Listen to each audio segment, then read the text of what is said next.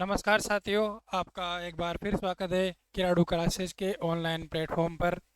तो मैं अजय कुमार, जिस तरीके से आपको विदित था कि अपन साइकोलॉजी की एनसीईआरटी पर आधारित कक्षाओं का कक्षाओं की शुरुआत कर चुके थे। और उसी क्रम में अपन ने मनोविज्ञान का विकास देखा। मनोविज्ञान का किस तरीके से विकास हुआ, विभिन्न संप्रदायों का विकास हुआ, ठीक है। और मनोविज्ञान किस तरीके की विषय वस्तु है, उस तरीके का अपन ने कल से दो क्लासों में अपन ने अध्ययन किया। ठीक है। तो इसी कड़ी को अपन जारी रखते हैं और मनोविज्ञान का जो थोड़ा सा जो फैक्ट्स है उनके बारे में अपन चर्चा करते हैं, जो आपको कभी एग्जाम में सीधे कभी पूछ ले तो आपको उसमें उन क्वेश्चनों को करने में दिक्कत नहीं होगी। वैसे जो ये अभी तक अपने जो 3 क्लासें पढ़ी है, जो अपने आगामी समस्त क्लासों का आधार है, तो हमें ये बेसिक जो हमारा बेसिक कंसेप्ट है इन पर ही आधारित है। तो इन ये जो आपका एक आधार आपको मजबूत करने में आपकी सहायता करेगा, आपकी मनोविज्ञान के प्रति समझ विकसित करने में सहायता करेगा। ठीक है। तो अपन आगे शुरू करते हैं। तो जो पिछली क्लास में थे अपन ने विभिन्न संप्रदाय की चर्चा की थी। तो सबसे पहले अपन ने जो आधुनिक मनोविज्ञान के जनक थे विलियम वुंट, ठीक है, जिन्होंने अंतर्निरीक्षण विधि द्वारा संरचनावाद का विकास किया था। फिर उसके बाद जिन्होंने मन की संरचना के बारे में बताया। उसके बाद अपन ने विलियम जेम्स के बारे में चर्चा की थी, जिन्होंने प्रकार्यवाद का विकास किया था। ठीक है। उसके बाद अपन गेस्टाल्ट सिद्धांत का अपन ने चर्चा की थी। जो गेस्टाल्ट सिद्धांत था, जो किसी भी चीज को किस रूप में देखता है, एक संपूर्ण के रूप में देखता है, अर्थात जो समग्र के रूप में देखता है बात समझ में। तो उसके बाद अपन ने व्यवहारवाद की चर्चा की थी, जिसके जनक जॉन वॉटसन माने जाते हैं। कि कोई से भी जो मनोवैज्ञानिक व्यवहार है वो किस तरीके से आधारित होता है, वो वातावरण पर आधारित होता है। ठीक है। तो अब इसके बाद देखिए, मनोविज्ञान जो एक विदेशी सब्जेक्ट रहा है शुरू से ही, लेकिन अपने को ये कहना बिल्कुल उचित नहीं होगा, क्योंकि दर्शन शास्त्र इसका मूल विषय रहा है। और भारत में दर्शन शास्त्र की जो मूल परंपरा है वो काफ़ी गहरी है। लेकिन भारत में आधुनिक जो मनोविज्ञान है उसका विकास अपन थोड़ा सा एक सरसरी दृष्टि से देखते हैं। कुछ फैक्चुअल क्वेश्चन है जो कभी आपको किसी एग्जाम में दिख जाए तो आपको हेल्प करेंगे। ये जो क्वेश्चन होते हैं ये बहुत ही कम किताबों में मिलते हैं। अपने को इनका जो सार है मैंने यहाँ पर लिख दिया है, तो अपन डिस्कशन करते हैं। तो इस भारत में मनोविज्ञान का विकास जो माना जाता है वो 1922 से माना जाता है। ठीक है। 1922 से माना जाता है। प्रोफेसर जी बोस, क्या नाम था, प्रोफेसर जी बोस, इन्होंने इंडियन साइको एनालिटिकल एसोसिएशन की स्थापना की थी। याद रखेंगे आप, इंडियन साइको एनालिटिकल एसोसिएशन। ठीक है। इसकी स्थापना कब की गई थी? 1922 में। ठीक है। एक ही फिर उसके बाद अपने एक मनोवैज्ञानिक हुए दुर्गानंद सिन्हा, जिन्होंने एक बुक लिखी थी। थोड़ा सा ध्यान रखेंगे आप, कभी कभी फैक्चुअल क्वेश्चन बन जाते हैं, तथ्यात्मक प्रश्न। तो इनकी बुक थी psychology in A third world country. क्या नाम था? Psychology in A third world country. ठीक है। किसकी बुक थी? दुर्गानंद सिन्हा। इसका भी आप थोड़ा सा ध्यान रखेंगे, आप नोट डाउन भी कर सकते हैं इसको। उसके बाद अपन सरसरी दृष्टि से मनोविज्ञान की शाखाएं हैं इनके बारे में चर्चा करते हैं। कल अपन ने इसके जो उसके मनोविज्ञान के संप्रदाय थे इसके बारे में चर्चा की थी। आज अपन चर्चा करेंगे मनोविज्ञान की शाखाओं के बारे में। ये शाखाएं हमें जो आगे कोई सा भी अपन अधिगम की सिद्धांत पढ़ेंगे, विकास के सिद्धांत पढ़ेंगे, ठीक है, तो उनमें अपने ये शाखाएं इनकी जो अपना ओवरव्यू लेंगे ना, अपने जो आगे काम में आएगी, एक तरीके से अपने ये बेस तैयार करेगी आगे के जो चैप्टर्स हैं उनके लिए। ठीक है। तो मनोविज्ञान की शाखाएं पढ़ते हैं अपन। जो पहली शाखा मानी जाती है संज्ञानात्मक मनोविज्ञान। कौन सी मानी जाती है? संज्ञानात्मक मनोविज्ञान। मैंने कल भी बताया था आपको कि संज्ञान का मतलब होता है जो कुछ दिमाग से संबंधित है ना, अपने मस्तिष्क से संबंधित है, जो कुछ भी, वो क्या होता है? संज्ञान होता है। ठीक है। जैसे याद करना, समझना, समस्या समाधान करना, ठीक है, किसी सूचनाओं को संग्रहित करना, सूचनाओं का संप्रेषण करना। तो ये किससे संबंधित है? मस्तिष्क से संबंधित है। ठीक है। तो संज्ञानात्मक मनोविज्ञान में देखो कौन कौन सी बातें आती है। अर्जन, किसी भी चीज का अर्जन, किसी भी चीज का ग्रहण किस तरीके से किससे करोगे? दिमाग से ही तो करोगे। ठीक है। उसका संग्रहण, स्टोरेज, एक अपना जो मस्तिष्क है वो कंप्यूटर की बात ही होता है। ठीक है। जो मस्तिष्क है वो कंप्यूटर की बात ही होता है। और उसमें जिस तरीके से कंप्यूटर में स्टोरेज क्षमता होती है, जिस तरीके से कंप्यूटर में संग्रहण क्षमता होती है, उसी तरीके से हमारे मस्तिष्क में भी संग्रहण क्षमता होती है। जो क्या करती है, सूचनाओं को ग्रहण अर्जित करती है, उनको संग्रहित करती है और उनका रूपांतरण करती है। किसमें रूपांतरण करती है? जो वातावरण से प्राप्त कोई भी अपने को संकेत है उसके अनुरूप उनको रूपांतरण करती है। जैसे मान लो मैंने बुक पढ़ी, ठीक है, तो मैंने उसका अर्जन उस मतलब उसका ग्रहण किया। तो मैंने जैसे आपको पढ़ाने के लिए मान लो कोई सी भी बुक पढ़ी, ठीक है, तो उसको पढ़ने, या जैसे अपन किसी भी कॉम्पिटेटिव एग्जाम की तैयारी करते हैं तो अपन उसका क्या, किसी भी बुक का सबसे पहले अर्जन मतलब उसकी सूचनाएं अपन अपने मस्तिष्क में, अपने दिमाग में अर्जित करते हैं बस सबसे पहले, फिर उसका संग्रहण करते हैं। संग्रहण मतलब उसको स्टोरेज करते हैं कि हाँ ये चीज़ें मेरे को याद करनी है, ये चीज़ें मेरे को याद है। और फिर उसको क्या क्या करोगे, रूपांतरित करोगे। किस में करोगे? संप्रेषण सहित कोई सी भी मानसिक प्रक्रिया है ना, कोई सी भी मानसिक प्रक्रिया, उसमें अपन उन सूचनाओं का रूपांतरण करेंगे। किस किस में करेंगे? संप्रेषण। संप्रेषण क्या होता है? जैसे मैं क्लास ले रहा हूँ, आप सुन रहे हैं, मैं अपनी सूचनाओं के आपके पास पहुंचा रहा हूँ, ठीक है, तो ये कौन सा संप्रेषण है? हाँ, ये चीज़ क्या कहलाती है? संप्रेषण कहलाती है, ठीक है। और इस तरीके से, और सूचनाओं का मानसिक प्रक्रियाओं, जो अपनी सूचनाएं हैं उनका मानसिक प्रक्रियाओं के माध्यम से संप्रेषण करना, ठीक है। तो कौन सी संज्ञानात्मक प्रक्रिया है सबसे अपने जो मानी जाती है, इनका एक एक शब्द का अपन आगे जो अधिगम के सिद्धांत आएगा ना उनमें चर्चा भी करेंगे, लेकिन अभी आपको थोड़ा बहुत ओवरव्यू इसका ध्यान होना चाहिए, ठीक है। कुछ संज्ञानात्मक प्रक्रियाएं मैंने यहाँ पे लिखी हुई है, इंग्लिश में इनको कॉग्निटिव प्रोसेस बोलते हैं, जो मस्तिष्क से संबंधित है। ध्यान देंगे। पहली है अवधान। क्या है पहली? अवधान, ठीक है। जैसे कल अपन ने किसी भी जैसे एक रेलगाड़ी है उसके प्रत्यक्षण के बारे में पढ़ा था कि अपन जैसे मान लो सामने से जा रही है, उसके लोहे की बनी हुई है, लोहे के पहिए हैं, इंजन आवाज करता जा रहा है, तो अपना दिमाग क्या प्रत्यक्षण करेगा कि ये क्या है? रेलगाड़ी है। क्या है? रेलगाड़ी, ठीक है। और अवधान क्या है? उस चीज को ध्यान में रखना कि हाँ ये रेलगाड़ी है, और भविष्य में जब कभी आपके सामने से रेलगाड़ी गुजरेगी तो आपका मस्तिष्क आपको बता देगा कि ये क्या है? ये रेलगाड़ी है। तो इसको क्या बोलते हैं? अवधान। क्या बोलते हैं? अवधान, अटेंशन। क्या बोलते हैं? अटेंशन। फिर आती है प्रत्यक्षण। प्रत्यक्षण के बारे में मैंने आपको कल बताया था, ठीक है। किसी भी चीज़ के प्रति धारणा विकसित करना, कि उसके बारे में जानना। जैसे मान लो मेरे सामने कैमरा लगा हुआ है, तो जैसे ही मैंने इसको देखा भाई यार ये इस तरीके की कोई संरचना है, तो अपन ने इसको नाम दिया क्या? कैमरा। क्या नाम दिया? कैमरा। उसके बाद जो अगली संज्ञानात्मक प्रक्रिया है स्मृति। स्मृति है किसी भी चीज़ को जैसे याद करने की क्षमता, और आवश्यकता पड़ने पर उसके उपयोग की क्षमता। क्या बोलते हैं उसको? स्मृति। फिर आती है तर्कना। तर्कना क्या होती है? देखो ध्यान से देंगे, ध्यान देखें देंगे कि तर्कना किसी भी चीज का उचित और अनुचित के मध्य फर्क करना। किसके मध्य? उचित और अनुचित के मध्य फर्क करना क्या कहलाता है? तर्कना कहलाता है। लॉजिक जिसे कहते हैं अपन, ठीक है। तो अब लॉजिक किस तरीके से होता है भाई? कोई भी चीज है उचित है या अनुचित है, सही है गलत है, उसका विश्लेषण कर पाते हैं अपन। तो किस कारण कर पाते हैं? किस शक्ति के कारण कर पाते हैं? तर्कना के कारण जी। उसके बाद समस्या समाधान। समस्या समाधान, तो इसके बारे में अपन ने पहले भी चर्चा की थी भाई, किसी भी तरीके का जो समस्या समाधान है वो भी किस प्रक्रिया में आता है? संज्ञानात्मक प्रक्रिया में, ठीक है। तो मनोविज्ञान की जो सबसे इंपॉर्टेंट शाखा है, जो अपन संज्ञानात्मक मनोविज्ञान जिसे अपन कहते हैं, ये अपने बार बार ही आएगा, ठीक है। ये प्रक्रिया है आपको बार बार अधिगम में देखने को मिलेगी। ये शब्द है काफ़ी थोड़े से आपको जटिल लग सकते हैं, लेकिन मैंने आपको इनको सरल भाषा में समझाने की कोशिश की। उम्मीद है कि आप समझेंगे, और फिर भी अगर आपको समझ में नहीं आए तो आप यूट्यूब के इस प्लेटफॉर्म पर कमेंट कर सकते हैं। मैं कोशिश करूंगा कि आपको और अच्छे तरीके से समझाने का प्रयास करूं, ठीक है। हालांकि देखो जो भाषा है वो क्लिष्ट है, और मैं क्लिष्ट ही रखूंगा। देखो इस बात का तो आपको मैं पहले से भी आश्वासन दे चुका हूं, और मैंने कह दिया है कि भाषा तो थोड़ी टफ रहेगी ही रहेगी, क्योंकि एग्जामिनर है जो वो सरल भाषा, देखो एक तो होता है लॉलीपॉप देना, ठीक है। मैं बिल्कुल सरल भाषा लिख दूँ और आपको समझ में जाए, हाँ भाई आपको खुश हो जाओ कि हाँ हाँ मज़ा आ गया, समझ में आ रहा है हमको तो सर का। लेकिन अपन जब तक अपने कंफर्ट जोन से बाहर निकलेंगे, कंफर्ट जोन से बाहर नहीं निकलेंगे ना, तब तक अपने को कोई भी चीज़ अपने को समझ में नहीं आएगी, तब तक अपन किसी भी कंपटीशन एग्जाम में बैठने के और उसमें सफल होने के लायक नहीं बन पाएंगे।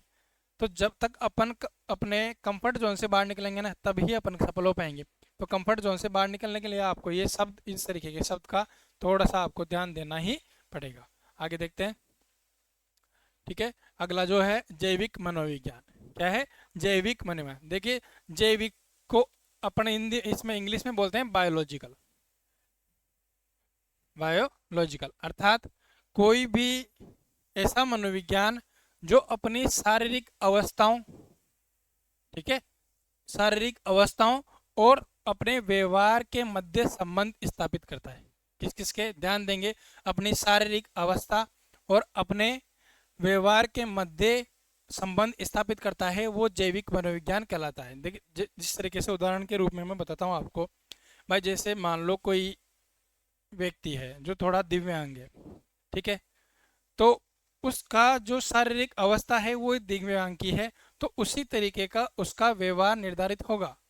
समझ रहे हो कि उस तरीके का उसके दिमाग में एक ग्रंथि बन जाएगी कि अपन दिव्यांग है, और उसका जो बाह्य जो व्यक्ति है उनके साथ व्यवहार इस तरीके से ही होगा। ठीक है, तो शारीरिक अवस्था का व्यवहार के साथ संबंध क्या कहलाता है? जैविक मनोविज्ञान। इसमें जो सबसे इंपॉर्टेंट चीज होती है वो मस्तिष्क और आनुवांशिकी होती है, जिसमें क्या होता है भाई, जो अपनी बायोलॉजिकल संरचना है वो किसको मस्तिष्क को निर्धारित करेगी। किसको निर्धारित करेगी? मस्तिष्क की संरचना को निर्धारित करेगी बायोलॉजिकल जैविक संरचना। और जो उसमें जीन्स होते हैं वो किसको निर्धारित करेंगे? अपनी आनुवांशिकी को। किसको निर्धारित करेंगे? आनुवांशिकी को। जैसे ध्यान देंगे अपन, जैसे आगे अपन एक चैप्टर पढ़ेंगे बुद्धि का, तो इस बुद्धि थोड़ा सा बताता हूँ कि बुद्धि क्या है। जैसे जन्मजात क्षमता होती है और आनुवांशिक रूप से प्रभावित होती है।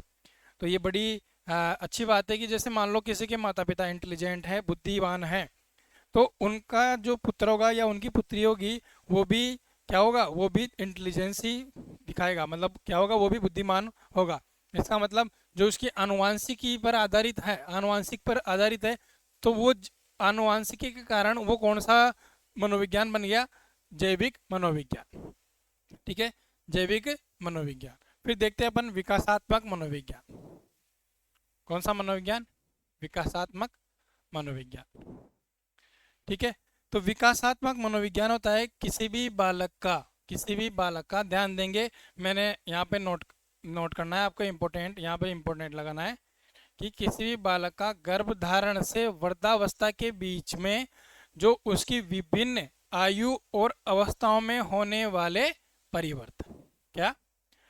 किसी भी बालक की गर्भधारण से वृद्धावस्था के मध्य विभिन्न आयु और अवस्थाओं में होने वाले भौतिक परिवर्तनों को क्या कहते हैं? होने वाले, सॉरी, भौतिक, सामाजिक और मनोवैज्ञानिक परिवर्तन। भौतिक रूप से परिवर्तन मतलब उसके सारे शरीर से संबंधित।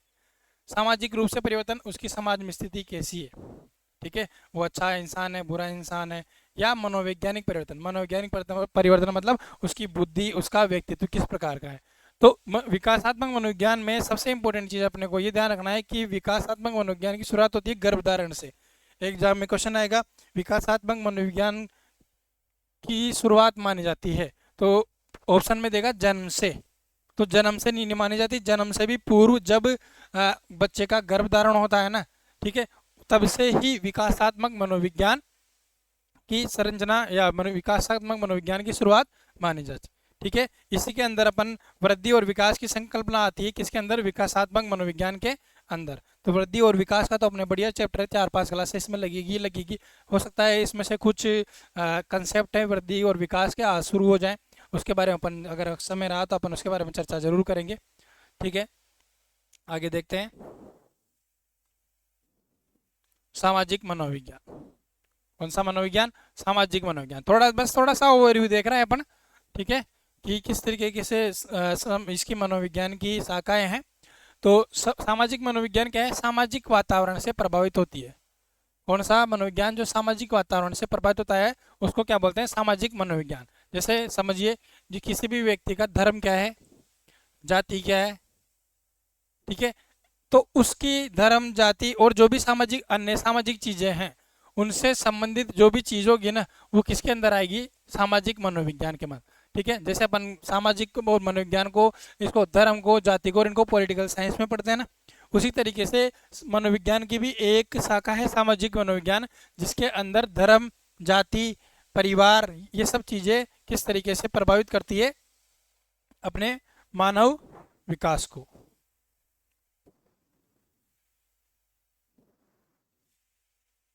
ठीक है, फिर देखते हैं एक थोड़ा सा बहुत ही इंपॉर्टेंट है, नैदानिक मनोविज्ञान, क्लिनिकल साइकोलॉजी बोलते हैं इसको, जो अपने समायोजन की, जो समायोजन का एक चैप्टर आएगा अपने, जिसमें से डेफिनेटली एक या दो क्वेश्चन पूछे जाते हैं। तो इसमें जो नैदानिक मनोविज्ञान है, जो क्या होता है, किसी भी जो मानसिक अगर कोई प्रॉब्लम हो जाती है, मेंटली प्रॉब्लम हो जाती है, मानसिक मंदता हो जाती है, या फिर कोई भी जैसे डिप्रेशन हो जाता है, ठीक है, दुश्चिंता हो जाती है, फ्रस्ट्रेशन हो जाता है, तो इस चीज़ों का अध्ययन कौन करता है, इनका दुश्चिंता का, ठीक है, अवसाद, डिप्रेशन का, तनाव का, किसी भी चीज़ को लेकर अपन तनाव में हैं, तो इसका अध्ययन और इसको इसका समाधान का प्रयास कौन करता है, नैदानिक मनोविज्ञान, ठीक है। उसके बाद एक औद्योगिक या संगठनात्मक मनोविज्ञान होता है। क्या होता है, कार्य स्थल पर व्यवहार, किस पर, कार्य स्थल पर व्यवहार। जैसे मान लो कोई भी एक संस्था है जिसमें अनेक प्रकार के कर्मचारी काम करते हैं, मैनेजर लेवल के, और उससे मतलब मजदूर लेवल के, सारे अलग अलग प्रकार के जो सॉरी माफ़ी चाहूँगा, तो अनेक प्रकार के जो मजदूर और जो मैनेजर लेवल के व्यक्ति काम करते हैं, तो उन व्यक्तियों का व्यवहार कैसा है, उन व्यक्तियों का व्यवहार कैसा है, मतलब किसी भी संस्था पर, कार्यस्थल पर जो व्यवहार होता है वो किस में आता है, औद्योगिक या संगठनात्मक मनोविज्ञान में। फिर वेरी इंपॉर्टेंट शैक्षिक मनोविज्ञान, जो अपने सिलेबस का पार्ट भी है, मुख्य परीक्षा का भी और पात्रता परीक्षा का भी, जो इसके बारे में अपने को विस्तृत जानकारी आगे प्राप्त करेंगे, लेकिन थोड़ा सा अपन जानकारी यहाँ पे प्राप्त करेंगे कि शैक्षिक मनोविज्ञान है क्या। शैक्षिक मनोविज्ञान किसका अध्ययन करता है, शैक्षिक मनोविज्ञान इसका अध्ययन करता है कि लोग सीखते कैसे हैं, लोग सीखते कैसे हैं, ठीक है। तो इसमें क्या होता है, मूल रूप से विद्यालय मनोविज्ञान आता है, इसमें सीखने की प्रक्रियाओं का वर्णन करेंगे अपन, अधिगम का चर्चा करेंगे कि सीख अब व्यक्ति किस तरीके से सीखता है, उसके सीखने को व्यक्ति कि कौन से कारक प्रभावित करते हैं, ठीक है।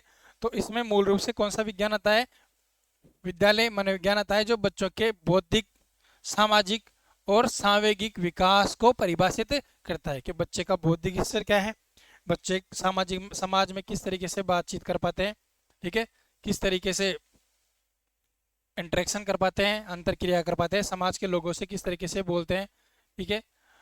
तो इस तरीके से कौन कौन सा, एक तो बौद्धिक, सामाजिक और सांवेगिक, सांवेगिक विकास, जब अपन विकास शुरू करेंगे तो इसमें पढ़ेंगे अपन संवेग क्या है, इमोशंस क्या है। तो शैक्षिक मनोविज्ञान, इसके बारे में अपन ने थोड़ा सा चर्चा की, ठीक है जी।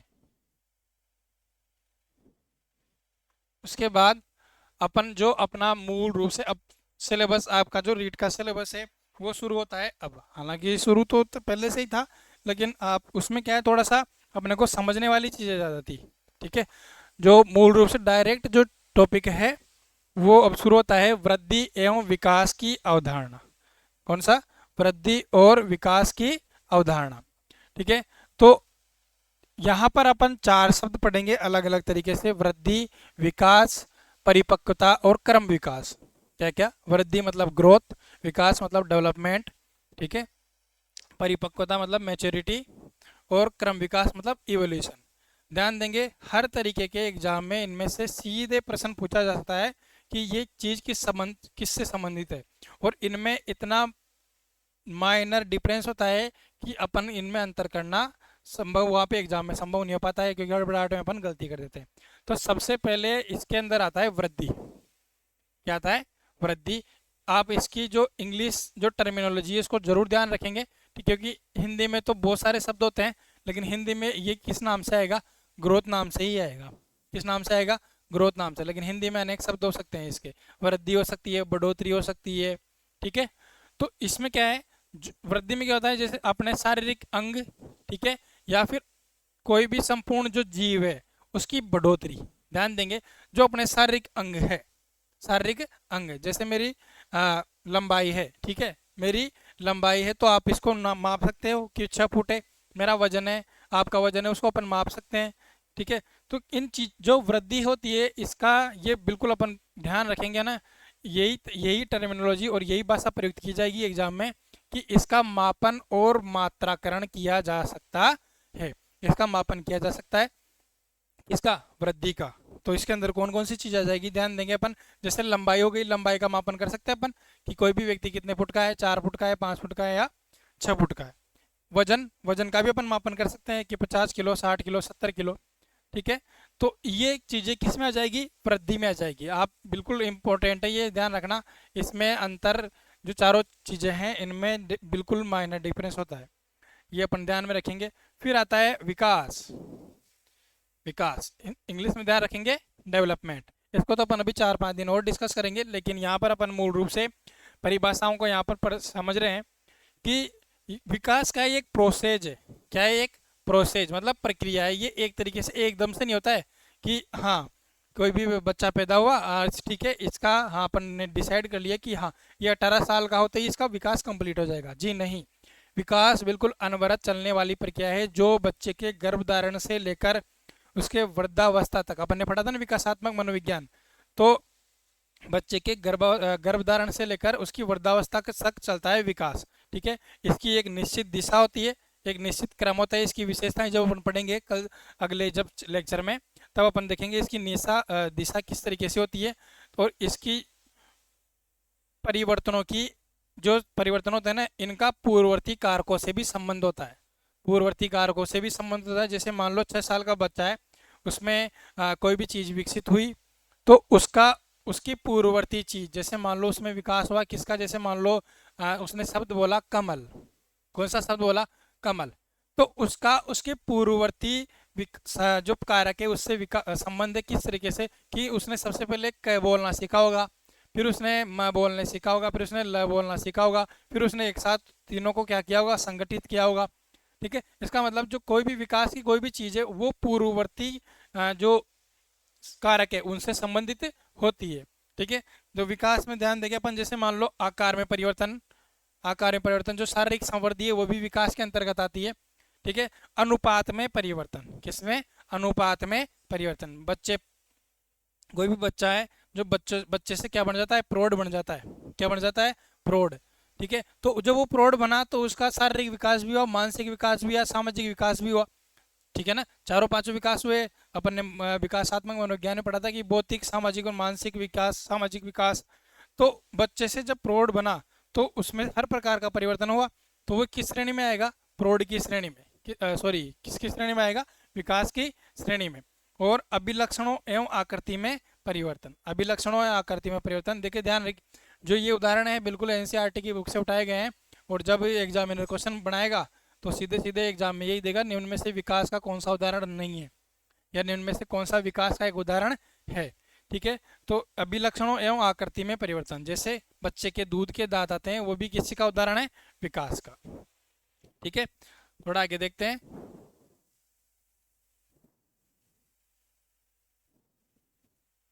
हाँ,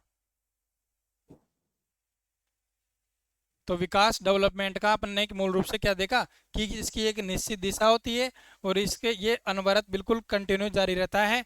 और इसमें व्यक्ति में कौन से बदलाव होते हैं, भौतिक बदलाव होते हैं, सामाजिक बदलाव होते हैं, मानसिक बदलाव, सांस्कृतिक बदलाव, जितने भी प्रकार के बदलाव है, संवेगात्मक बदलाव,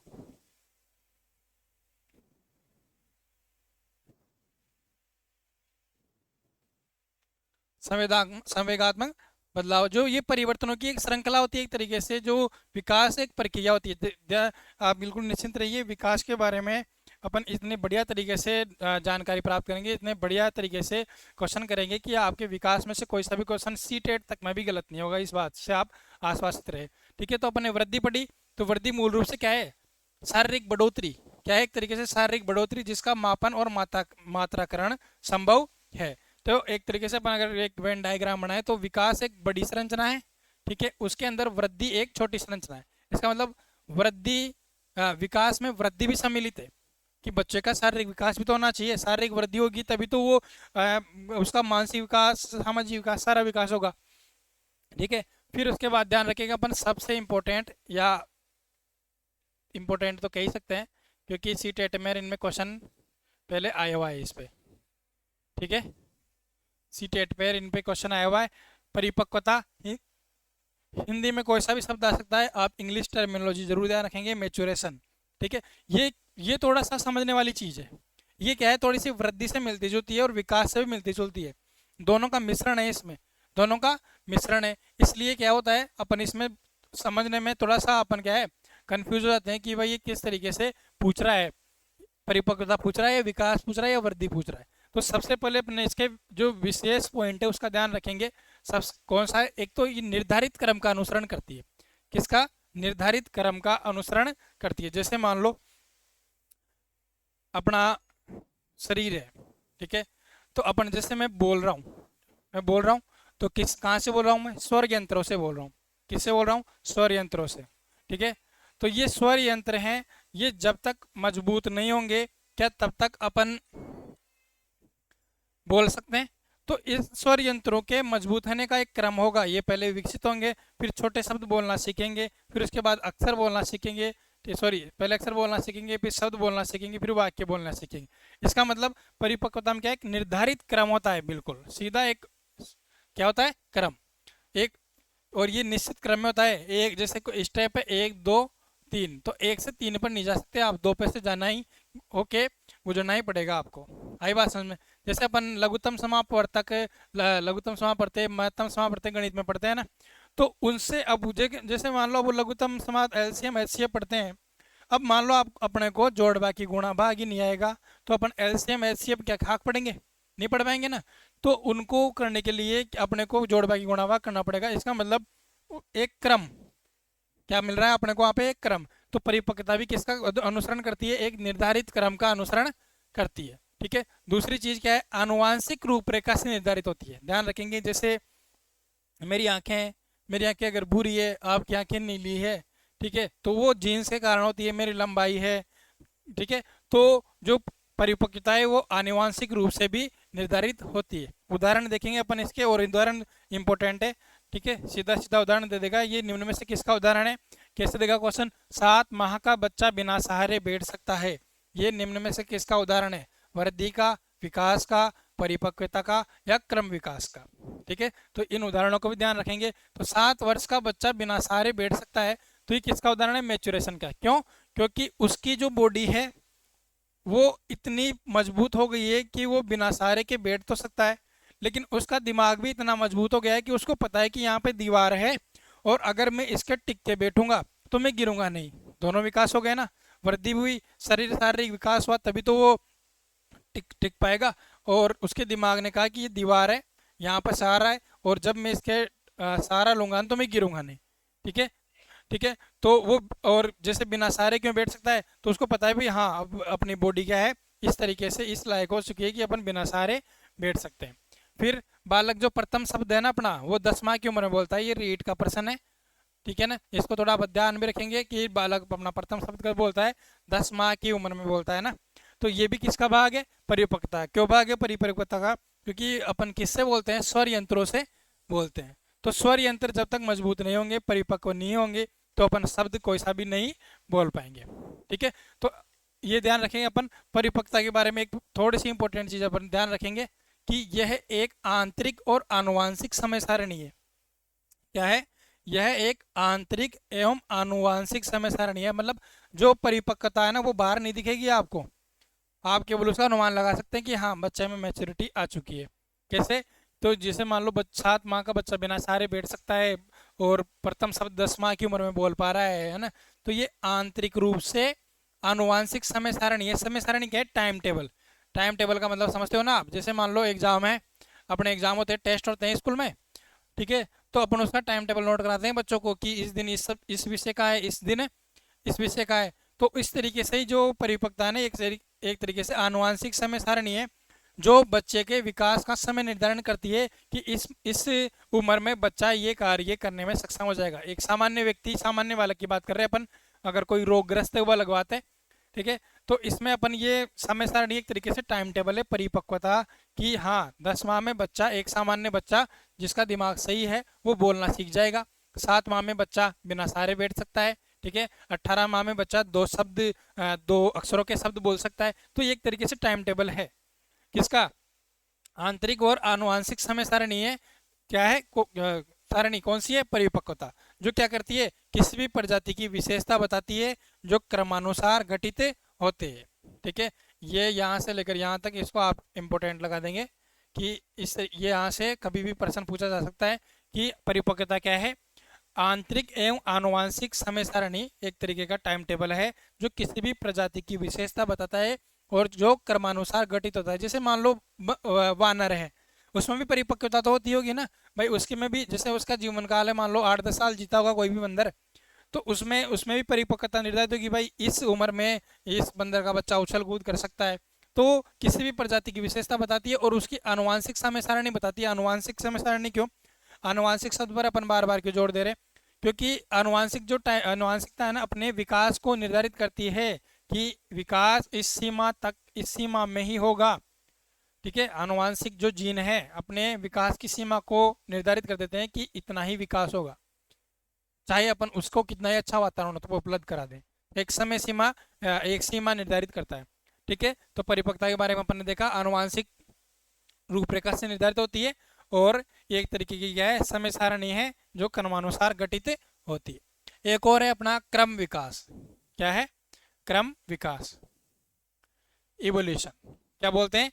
तो पहला अपन ने पढ़ा ग्रोथ, वृद्धि, दूसरा पढ़ा अपन ने विकास, ठीक है, और तीसरा पढ़ा अपन ने क्या, मैच्योरेशन, और चौथा क्या पढ़ा अपन ने, चौथा पढ़ेंगे अपन क्या, एवोल्यूशन, क्रम विकास। तो क्रम विकास, एवोल्यूशन, एवोल्यूशन की थ्योरी अगर चार्ल्स डार्विन की आपने पढ़ी होगी, तो किसी भी प्रजाति में जो विशिष्ट परिवर्तन होते हैं ना, एक बड़े स्तर पर परिवर्तन होते हैं।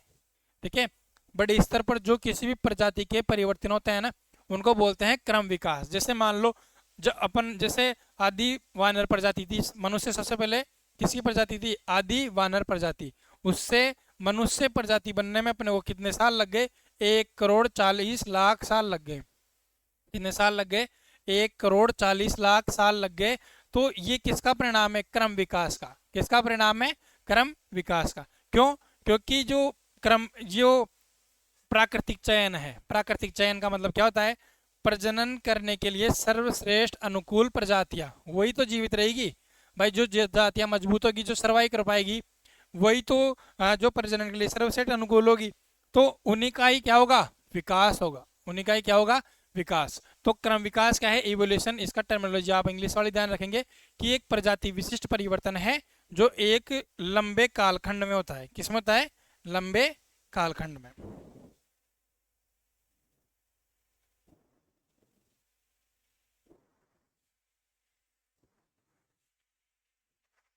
कितना